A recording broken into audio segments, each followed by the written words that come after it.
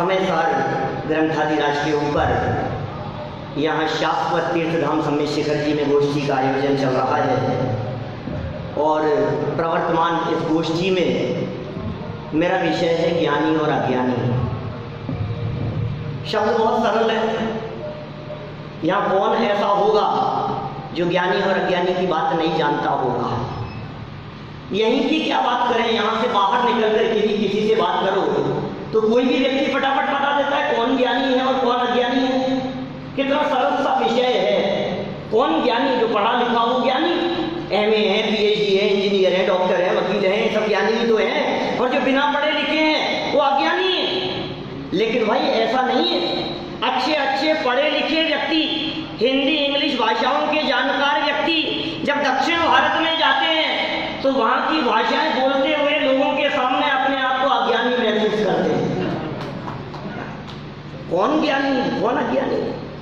हर व्यक्ति अपने अपने फील्ड में ज्ञानी हो सकता है, लेकिन दूसरे फील्ड में जाते ही वो अज्ञानी हो जाता है। एक सीए से पूछा जाए कि यार पेट में दर्द है, कौन सी दवाई दूं? बोले यार हमें कुछ पता नहीं, इतना सा नहीं जानते इतने बड़े सीए होकर। मेरा फील्ड ही नहीं है। माने फील्ड की दृष्टि से ज्ञानी अज्ञानी की व्याख्या अलग हो जाती है। तो कौन ज्ञानी है? किताब इन्होंने बहुत पुस्तकें लिखी है, ये ज्ञानी है। ये बहुत अच्छे वक्ता हैं, ये ज्ञानी है। इनके प्रवचन सुनो, इनके उद्बोधन सुनो आप, ये ज्ञानी है। माने ज्ञानियों की व्याख्या हमारे को कैसी नजर आती है? जो मंच पर बैठे वो सब ज्ञानी और नीचे बैठे वो सब अज्ञानी। तालियां मत बजाओ। अरे आचार्यों ने कितनी व्याख्याएं की है ज्ञानी अज्ञानी के संदर्भ में। एक तरफ आचार्य देव ऐसा कहते हैं केवल ज्ञानी ज्ञानी और सारे छद्मस्त अज्ञानी। दूसरी तरफ इस तरह की व्याख्याएं करते हैं कि मुनिराज ज्ञानी और गृहस्थ अज्ञानी। एक तरफ ऐसी बात करते हैं आचार्य देव कि सम्यक दृष्टि ज्ञानी और मिथ्या दृष्टि अज्ञानी।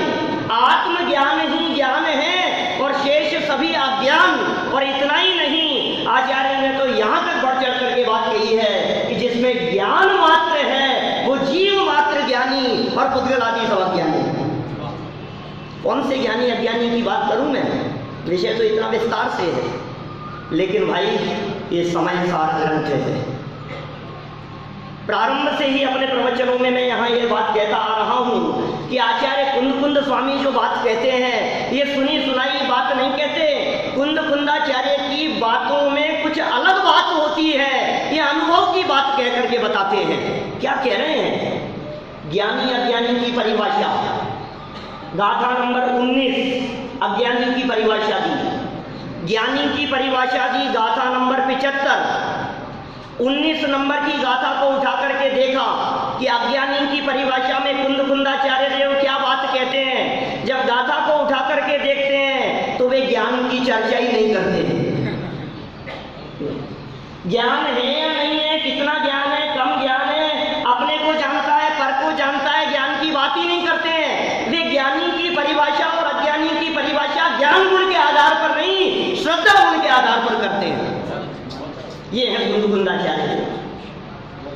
बात कर रहे हैं ज्ञानी अज्ञानी की। ज्ञानी अज्ञानी की परिभाषा बतलानी है और ज्ञान गुण की व्याख्या नहीं है, ज्ञान की पर्याय की व्याख्या नहीं है, ज्ञान की अपेक्षा से चर्चा नहीं है। किसको कितना ज्ञान है इस बात की कोई व्याख्या नहीं है। तो व्याख्या क्या है? मैं कर्म हूँ, नौ कर्म हूँ, यह है हमारे ये सभी। यह मान्यता जब तक रहे अज्ञानी है तब तक सभी। ये मान्यता जिसकी है वो अज्ञानी है। श्रद्धा की अपेक्षा से बात करते हैं। मैं कर्म हूं, मैं नौकर्म हूं।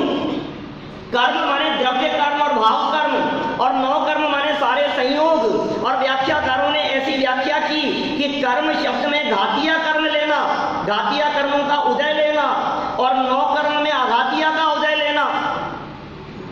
ये मैं हूं और मेरेपन की जो मान्यता है यही मैं हूं, ये मेरे हैं। बोले ये अज्ञानी का लक्षण है भाई साहब। ज्ञानी का लक्षण बतलाया 75 नंबर गाथा में। बात तो वहां भी कर्म और नौकर्म की उन्होंने। वही बात जो 19 नंबर की गाथा में कर रहे हैं वही बात 75 नंबर की गाथा में करते हुए कहते हैं। वे कहते हैं कर्म के परिणाम को नौकर्म के परिणाम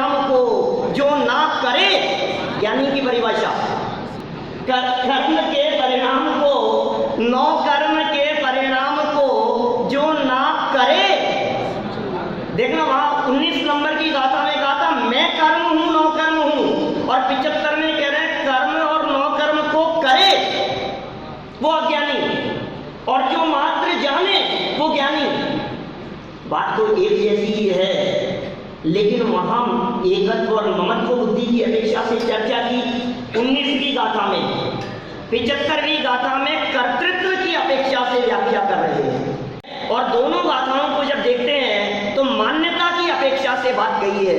सच्चाई यही है, कुंद कुंदाचार्य देव हृदय में बैठ करके अंदर में अनुभव की गहराइयों में उतर करके बात करते हैं कि भाई जब तक तेरी ये विपरीत मान्यता और उल्टी मान्यता बनी रहेगी, पर पदार्थों में एकत्व ममत्व बुद्धि बनी रहेगी, जब तक कर्तृत्व भोक्तृत्व बुद्धि बनी रहेगी, तब तक तू अज्ञानी रहेगा। और जब एकत्व ममत्व और कर्तृत्व भोक्तृत्व बुद्धि टूट जाएगी तो तू ज्ञानी हो जाएगा। माने ज्ञानी और अज्ञानी का निर्णय संयोगों से नहीं है, परिस्थिति से नहीं है, आपकी वक्तृत्व शैली से नहीं है, आपके लेखन से नहीं है, आपके ज्ञान से नहीं है, आपकी योग्यता से नहीं है। ज्ञानी और अज्ञानी का जो परिचय यहाँ कुंद कुंद स्वामी ने दिया है वो मान्यता से दिया है। क्या फर्क पड़ता है बाहर में किसकी परिस्थितियां कैसी हो। अरे ऐसी ऐसी व्याख्याएं की है हमारे आचार्यों ने। गुणभद्राचार्य देव ने तो ऐसा प्रयोग करके बतलाया, ज्ञानी के भी बाल सफेद होते हैं और अज्ञानी के भी बाल सफेद होते हैं। कोई फर्क है क्या? बाल तो दोनों के सफेद होते हैं, अज्ञानी के भी बाल सफेद हैं और ज्ञानी के भी सफेद हैं। लेकिन पता है क्या कहते हैं गुणभद्राचार्य वहां? वो ये कहते हैं फर्क है भाई साहब, पंडित साहब बहुत फर्क है। बोले क्या फर्क है? कि अज्ञानी के जो बाल सफेद हुए हैं उसकी जो कालीमा चले गई है, उनके बालों की कालीमा और कलुषता परिणामों में चले गई और ज्यादा परिणाम कलुषित हो गए, परिणाम कलुषित हो गए और बाल सफेद दिखाई देने लगे। तो फिर पूछा ज्ञानी के क्यों सफेद हो रहे हैं? क्या उसके भी कलुषित हो गए? बोले नहीं, ज्ञानी जीव का अंतरंग इतना निर्मल और उज्जवल हो गया है कि अंतरंग की उज्जवलता बाहर बालों से भी झलकने लगी है। सब श्रद्धा का खेल है, सारा मान्यता का खेल है। आचार्य कुंद कुंद स्वामी यहाँ श्रद्धा की अपेक्षा से ज्ञानी और अज्ञानी का बंटवारा करते हैं। हम सभी यदि अपनी श्रद्धा को बदलें तो ज्ञानी होने में देर नहीं लगेगी। अज्ञानी को ज्ञानी बनने के लिए उठने की जरूरत नहीं है, कहीं जाने की जरूरत नहीं है, गाथाएं कंठ पाठ करने की जरूरत नहीं है। यहाँ बैठे बैठे यदि आप अपनी मान्यता को अभी बदलते हैं तो विलास भाई अभी ज्ञानी हो सकते हैं। हम सभी अपने में अपनापन करके ज्ञानी बने, इसी भावना से बात को यहीं